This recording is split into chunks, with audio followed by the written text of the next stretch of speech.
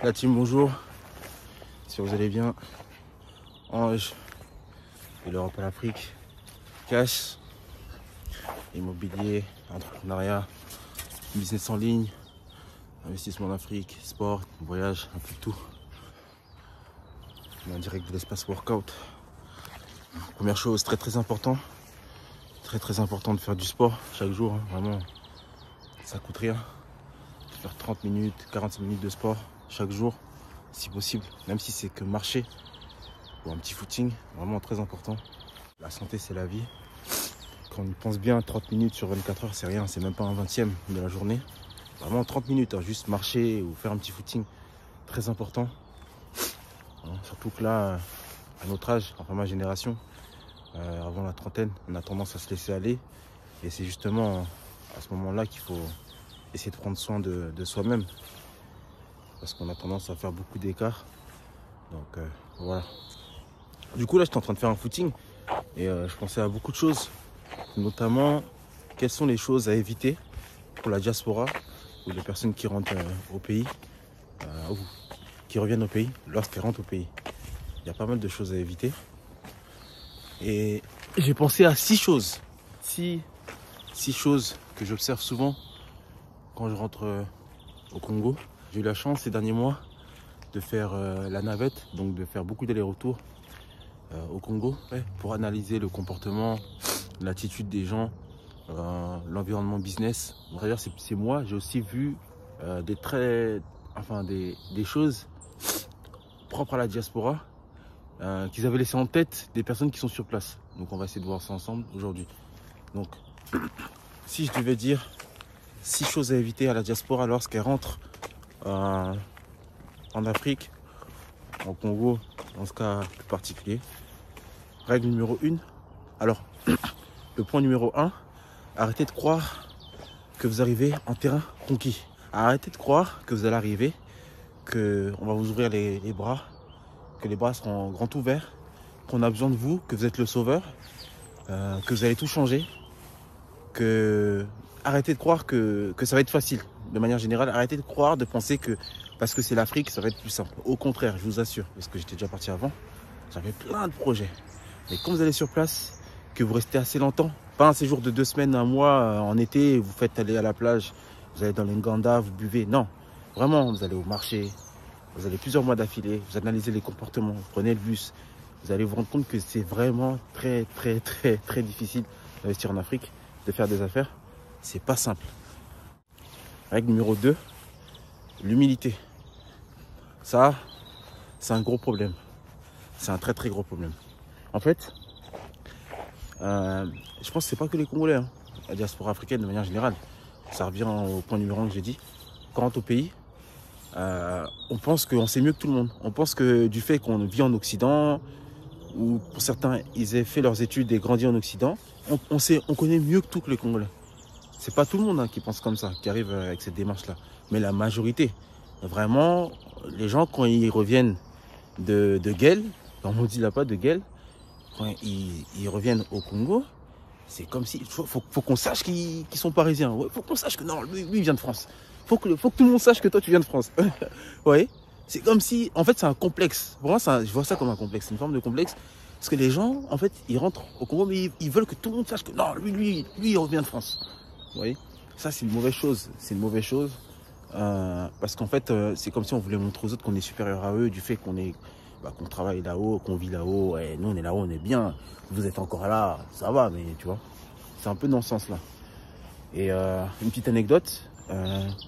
Moi, en fait, quand je vais au Congo, toujours, je suis habillé de manière simple. Jamais. En fait, je me comporte pas comme un Congolais de la diaspora qui rentrerait au pays, qui ferait toutes les choses là, aller dans les Nganda, sortir. Moi, je fais pas tout ça. Je fais rien de tout ça. Et du coup, les gens, des fois, ils savent même pas que je viens de là-haut. C'est juste quand je commence à parler, quand j'ouvre ma bouche, forcément, je dois avoir un accent qu'eux, ils entendent différemment. Ils savent que je suis français. Et direct après, ils commencent à me regarder autrement. Mais sinon, ils savent pas. Hein, c'est pour ça que il y a un compliment très flatteur. Bon, moi, j'aime pas trop les compliments, mais ils aiment bien m'appeler le Parisien le plus simple. Ouais, et ça, c'est très, comment dire, c'est très révélateur de ce que je projette, et c'est très important. Et il vaut mieux qu'on m'appelle comme ça que me dire « Oh, le boss, le parisien, le PDG hein !» Parce que les gens, ils aiment ça.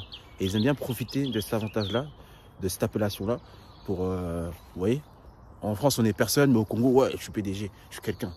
Donc voilà, le parisien, le plus simple, c'est comme ça qu'on m'appelle. Parce qu'il y a tellement d'anecdotes, je pourrais vous parler, mais bon, quand j'arrive au pays, je suis vraiment très simple.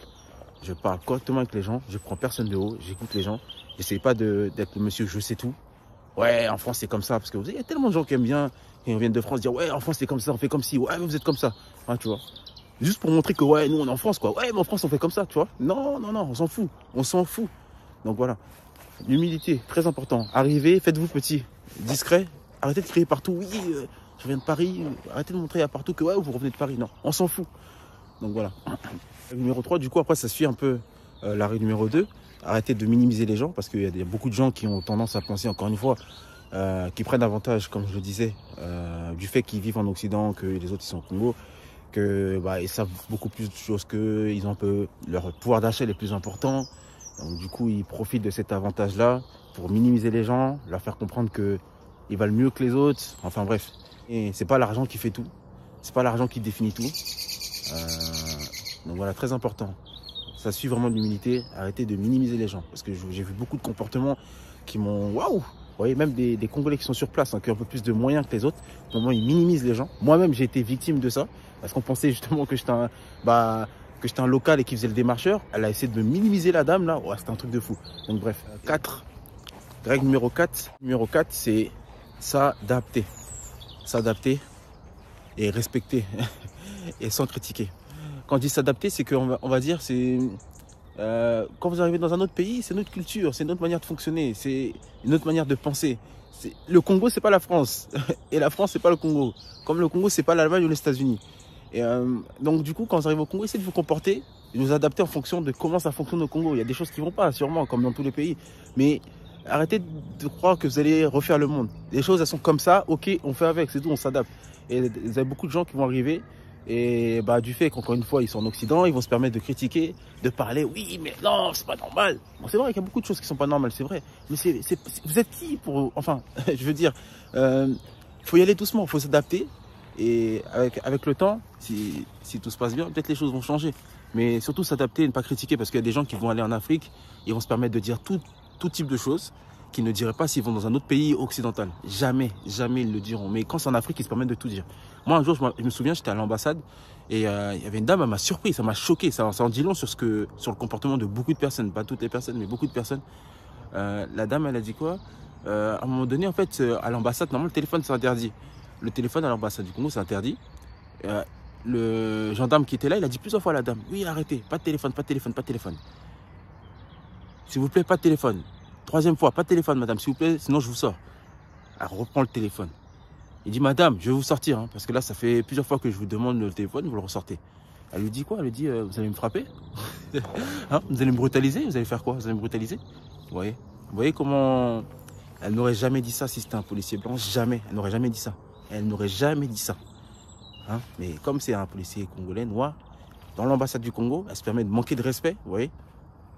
Après, il y a beaucoup de papas qui l'ont rattrapé, genre, parlez correctement ici, vous êtes pas chez vous, vous voyez, respectez un peu les symboles de l'État, quoi, les institutions.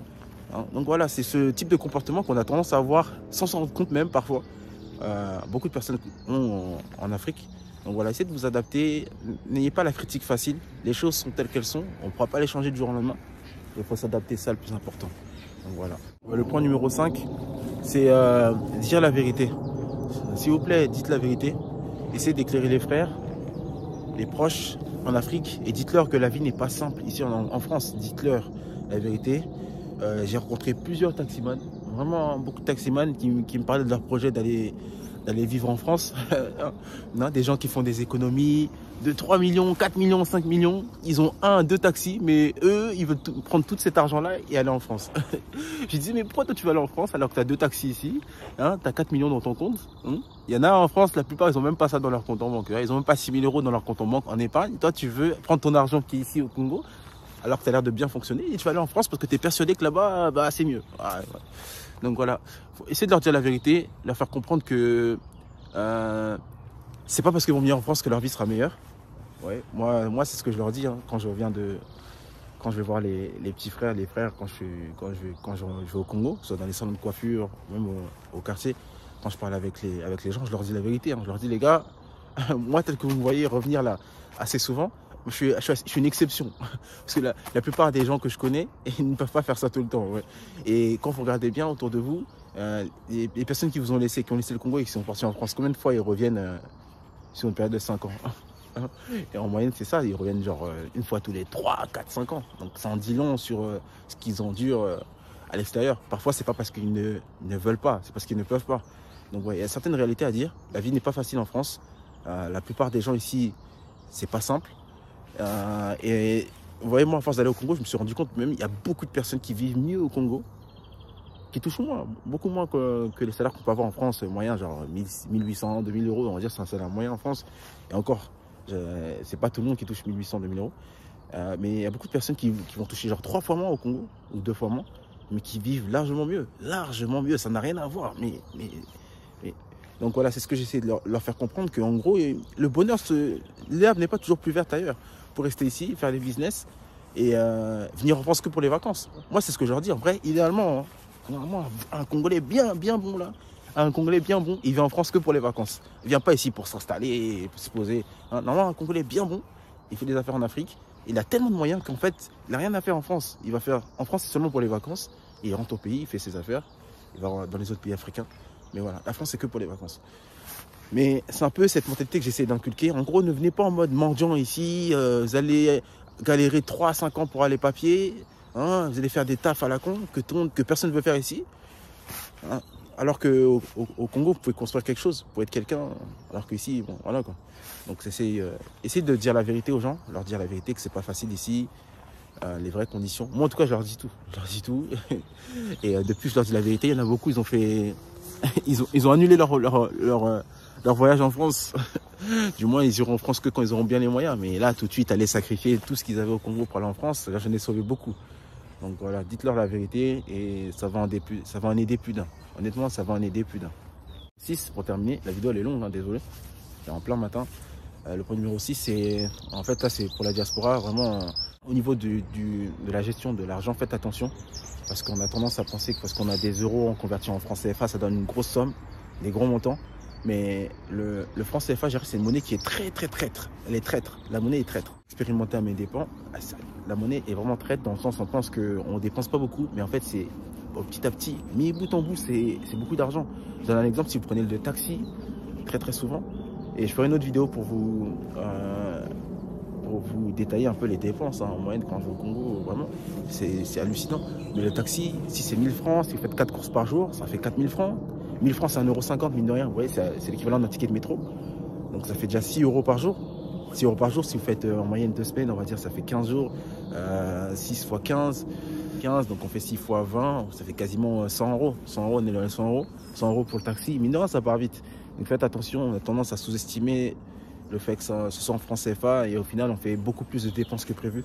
Donc voilà, si c'est un conseil, c'est juste faites attention au niveau de l'argent. C'est d'avoir un budget bien défini pour telle activité, c'est important parce que quand on va comme ça, on va au Congo, on pense que ouais, l'argent au Congo, on mange l'argent. Franchement, ça part vite. Donc faites attention. Donc voilà, c'était une petite vidéo. N'hésitez pas à follow, à partager, liker. Faites du sport, très important. Vous voyez là, il est 6 h du matin. C'est pas facile de se réveiller, mais il faut prendre des bonnes habitudes. Surtout quand on fait du business, entrepreneuriat, etc. Ça fait partie de tout ça. La santé et le sport. Donc voilà, ne vous négligez pas. On est dans notre corps H24. Très important donc d'être en bonne santé. Donc sur ce, prenez soin de vous. Et on se dit à bientôt. Ciao.